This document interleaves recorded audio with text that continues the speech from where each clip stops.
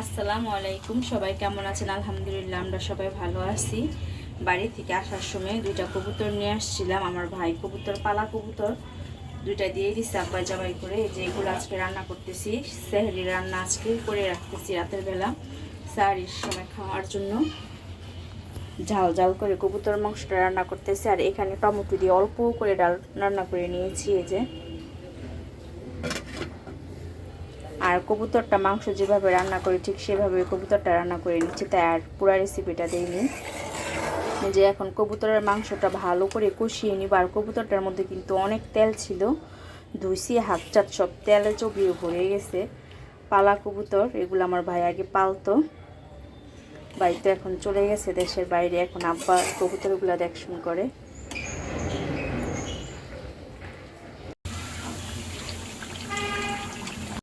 এখানে কবুতরের মাংসটা আমি ভালো করে কষিয়ে নিয়েছি। আর এই যে কবুতরের মাংস থেকে তেল উঠেছে এখানে। আর এখানে একটু আলু কেটে নিয়েছি। ছেলে মেয়ে বলতেছে মাংসের ভিতরে একটু আলু দিতে, বললে আলু তো খুব পছন্দ আমার ছেলে মেয়ে। এখানে একটু ছোট ছোট করে আলু কেটে নিয়েছি, আলুটা আমি দিয়ে দিব। এই আলু দিয়ে আমি আরেকটু সময় নিয়ে কষাবো। আর কবুতরের মাংস কিন্তু মাখা মাখা করে রান্না করবো, ঝোল রাখলে ভালো লাগে না। এটা একটু কষায় অল্প করে পানি দিব ঝোলে। এখানে কবুতরের মাংসটা আলুটা দিয়ে আমি বেশ কিছুক্ষণ কষিয়ে দিয়েছি। এখন ঝোলের পানি দিয়ে দিব।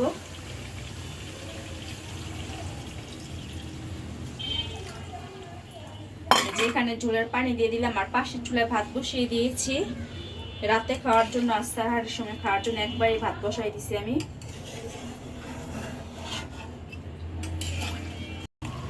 এখানে আমার কবুতরের মাংসটা হয়ে গেছে, যে আমি এখন মাখা মাখা ঝোল রাখছি।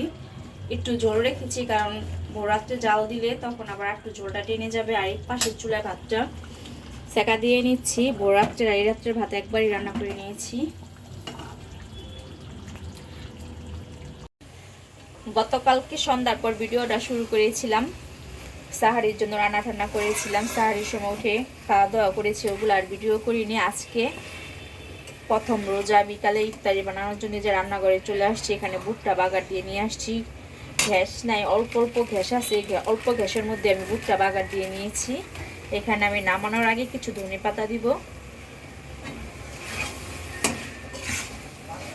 আর এখানে ইফতারি আইটেমের জন্য এগুলো রেডি করে নিয়েছি অফ ক্যামেরা। এই যে এখানে আলু সিদ্ধ করে রেখেছি, এটা ম্যাশ করে রেখেছি।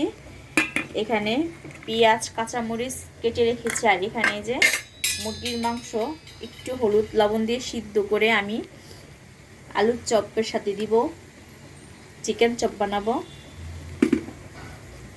এগুলা রেডি করে রেখে দিয়েছি। গ্যাস একটু বাড়লে তখন ওইগুলা ভাজবো। এই অল্প গ্যাসের মধ্যে আমি শুধু ভুট্টা বাগার দিয়ে নিলাম। ছোলা ভুট্টা বাগার দেওয়ার পর এই যে এখানে ডিম বসিয়েছি, ডিম চপ বানাবো। আর এখানে আলুটা আমি ম্যাশ করে নিয়েছি ভালো করে হাতের সাহায্যে। আর এখানে যে চিকেনটা আগে থেকে সিদ্ধ করে রেখেছি আলুর সাথে, এখন ভালো করে আমি ম্যাশ করে নিব।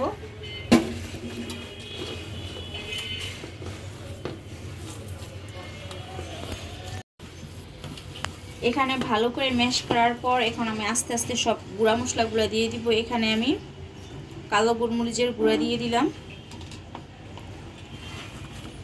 এখানে দিব পেঁয়াজ, কাঁচা পেঁয়াজটা আমি অল্প করে দিব। আর এই যে কাঁচামরিচ, একটু ঝাল ঝাল বানাবো, এখানে কাঁচামরিচ দিয়ে দিলাম। দিব স্বাদ মতো লবণ।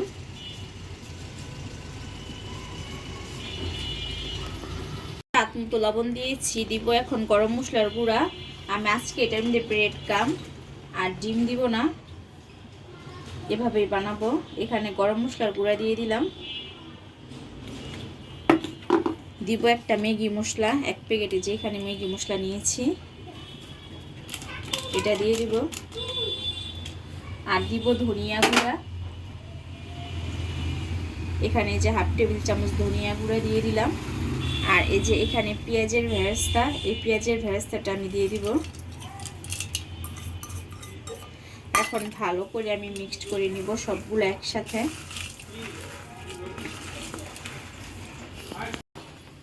এখানে আমি ভালো করে সব মশলাগুলোর সাথে চিকেন আর আলু ভালো করে মিক্সড করে নিয়েছি। এটা আমি বেসনের মধ্যে যেভাবে আলুর চপ বেসনের মধ্যে চুপদা চুপদা ভেজে নিব। এখানে আর আলাদা করে ডিম আর ব্রেড গাম দিব না। সব কিছু রেডি করে নিচ্ছি, যখন গ্যাস আসবে তখনই ভাজা পোড়া বসাবো। এখানে আমি চিকেন চপটা আলুর চপের মতো শেপ দিয়ে রেখেছি। এখানে মিষ্টি কুমড়াটা আমি একটু লবণ মাখিয়ে রেখেছি। আর এখানে ডিম সিদ্ধ করে কেটে রেখেছি, ডিম চপ বানাবো। মিষ্টি কুমড়া ভাজবো বেসন দিয়ে, সাথে চিকেন চপ। আর এখানে এই যে বেসনটা ব্যাটার বানিয়ে রেখে দিয়েছি, সব কিছু রেডি করে রেখে দিয়েছি। যখন গ্যাস আসবে তখন ভাজা শুরু করবো। আর এই যে দেখেন গ্যাসের অবস্থা, এখন 5:30 বাজে অলরেডি, এখনও গ্যাস আসেনি। গ্যাস আসলে ভাজা শুরু করব।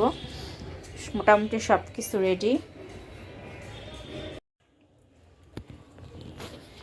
এখানে একটু একটু গ্যাস আসতেছে, আমি অনেক আগে তেলটা বসিয়ে রেখেছিলাম। এই যে এখন দিয়ে দিব। প্রথমে আমি মিষ্টি কুমড়াটা ভেজে নিব।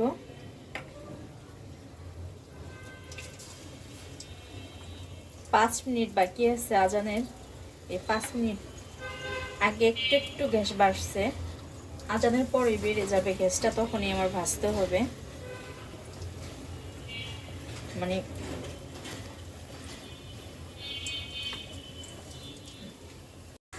আজান কিন্তু পড়ে গেছে। শরবত আর খেজুর মুখে দিয়ে আসলাম। এই যে এখনো কিন্তু ভাজা হয়নি, এখন গ্যাস আসছে।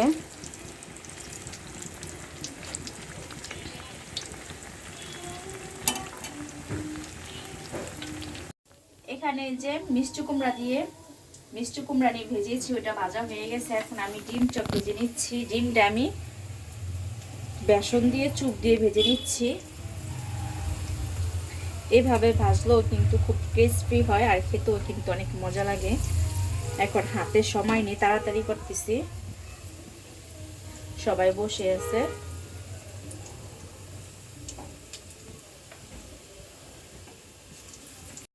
এখানে আমার ডিম চপটা কিন্তু ভাজা হয়ে গেছে। আর দেখতে কিন্তু দেখেন অনেক কিউট লাগতেছে, ছোট্ট ছোট্ট। এই যে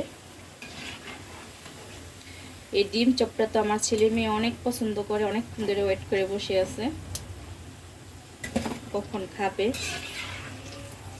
এই যে দেখেন, যে এখানে চিকেন চপটা ভেজে নিব। চিকেন চপটা ভাজলে আমার ভাজা কমপ্লিট। আর চিকেন চপ সবগুলো আমি ভাজবো না, কিছু এখানে ডিপ ফ্রিজে রেখে দিব আগামীকালকের জন্য।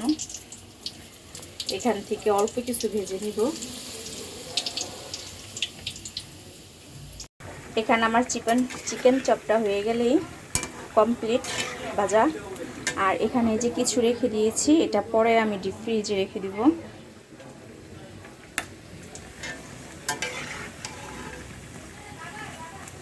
ভাজা হয়ে গেছে, এখন উঠাই নিব। আজকে আমাদের ইফতার জিলাপি নিয়ে আসছে সাফনের আব্বু অফিস থেকে আসার সময়। এখানে যে এগুলো তো দেখিয়েছিলাম।